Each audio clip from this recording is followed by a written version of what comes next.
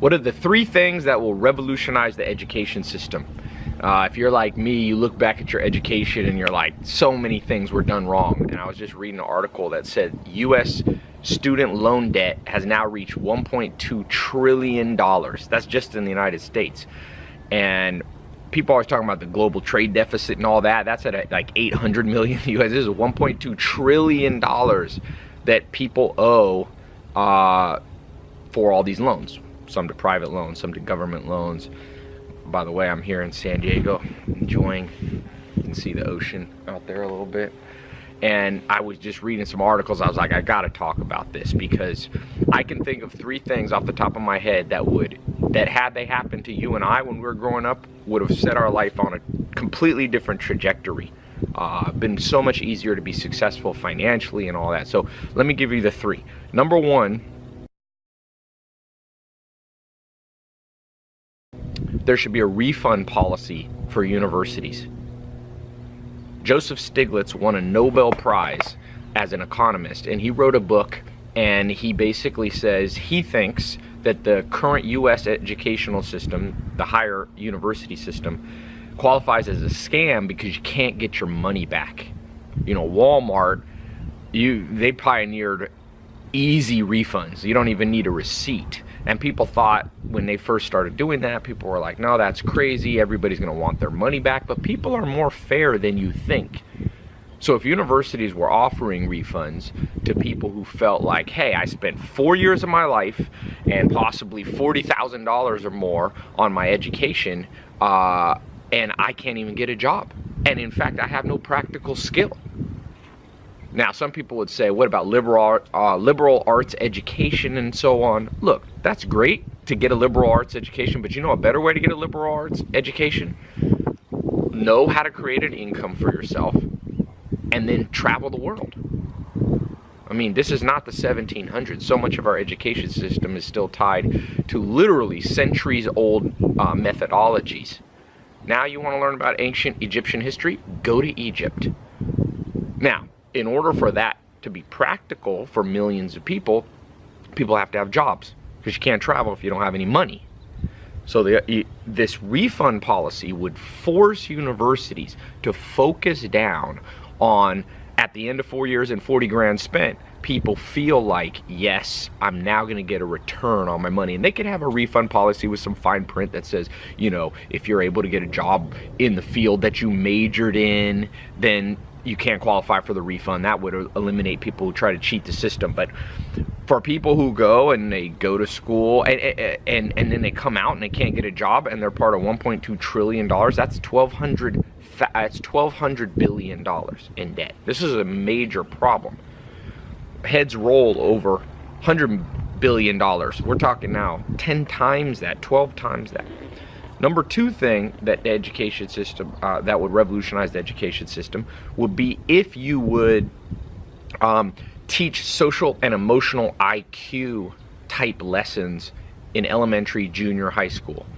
Public speaking, sales, conflict, how to deal with those things. How to read people so that you could find business partners, who to marry, who to date. There's so much progress has been done in psychological profiling that could be taught. I wish I had learned that. I would have been interested in that stuff. In fact, students are more interested in cutting edge, learning cutting edge things than they are just in learning, you know, geography and social studies. Best way to learn geography? Travel the world. You want Americans to know the difference between Sweden and Switzerland? Have them not be in $1.2 trillion in debt so they have extra income to travel the world. That is what will change the world. So I am such a big believer that the problems are fixable. I have hope, and I think that you already see these things. You know, one of my businesses, one of my companies is an online education private company. It's not an accredited college. It's taking what accredited colleges haven't been able to do and offering those to people. So I've got a lot of experience in seeing how well this can work, and you got to teach other stuff.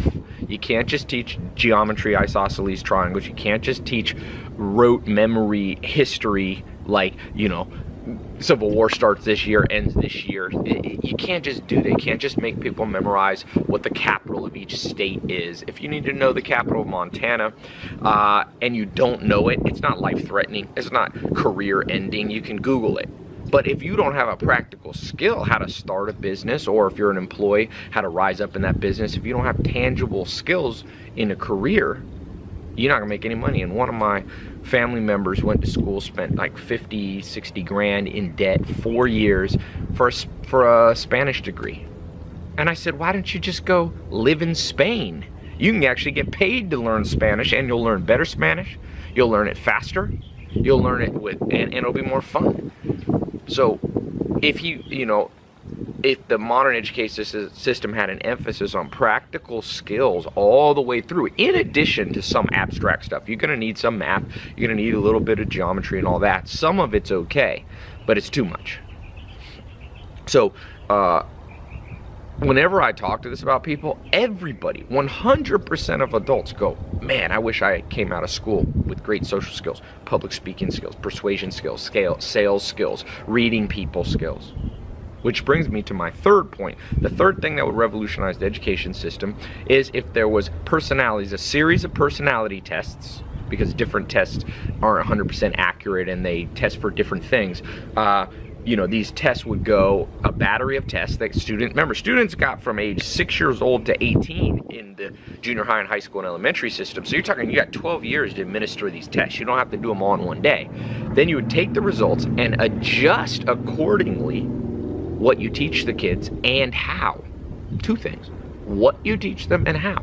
Some people from personality tests, like in the Hexaco test, which is the most scientific cutting edge test developed in 2000, it's a variation of the Big Five test, it's widely respected. There's correlations. People low in conscientiousness, high in conscientiousness, low in agreeableness, high in extroversion versus introversion, they do better and they're attracted to different fields. Social facilitation skills, practical manual labor skills, accounting, management of people, all that should be based on personalities. Going back to the refund system, the second you made universities have refunds, mark my words, they would start doing a battery of personality tests because they don't want to give money back, right? And so they would say, hey, Bob, you were wanting to get an Egyptian, medieval history major. Why don't you do that as a minor and I'll teach you something else, like why don't you learn how to open a restaurant or learn how to do sales or something. I mean, look, let's be practical about life. You're going to have to know some down-to-earth skills to make it. Everybody does. We should be teaching real estate, investing, all these things should be taught. These are the kind of things that you're going to need from the day you graduate high school until the day you die.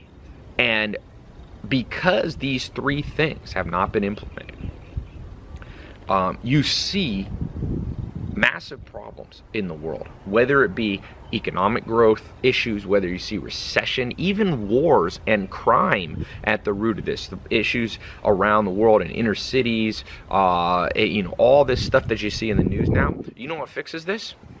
People who have a livable income don't commit much crime. Occasionally they do, and there's some white collar crime, but trust me, the majority of crime is desperate people. And sometimes you can't blame them. If you're hungry and you got to feed your family, and you have no options because the education system doesn't give you any options, people resort to all kinds of things that affect all of us, whether you're rich or poor. So this is a plan that will help the poor, middle class, the rich. It doesn't discriminate. It doesn't differentiate by gender or sexuality or anything. This is the cutting edge way that education should be taught. And going back to the personality test, not only would you find out what people have natural affinities for using personality tests, but in addition, you would teach them differently. Not everybody learns the same way. It's a fact.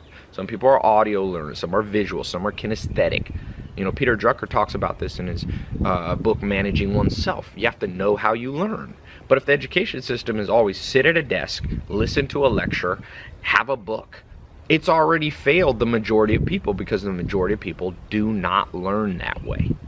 And so by doing personality tests, you could separate out how people learn. And this wasn't possible 100 years ago. Because you might be listening and go, Ty, that's not practical. Oh, it's practical now. We have computers. We could put man on the moon. We have GPSs. We have this iPhone here. Where is my iPhone? Scratch that. I don't know where my iPhone is. Oh, here it is. This phone right here is more powerful than a rocket ship was in the 1960s. You telling me with all the technology we can't use computers, we can't use iPads, we can't use tablets, we can't use live streaming to bring customized education? This is completely false and giving up too easy.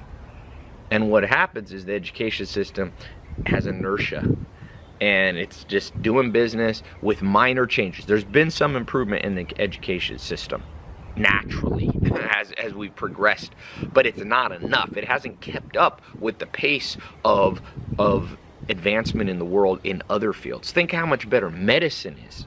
Medicine is indistinguishable between what would happen to you in the 1800s. In the 1800s, had you been injured, you might have had leeches put on you. You would have had doctors who didn't wash their hands. They didn't understand germ theory. I mean, it was prehistoric. Now, if you get a cut and you go into the hospital, we understand. It's completely different.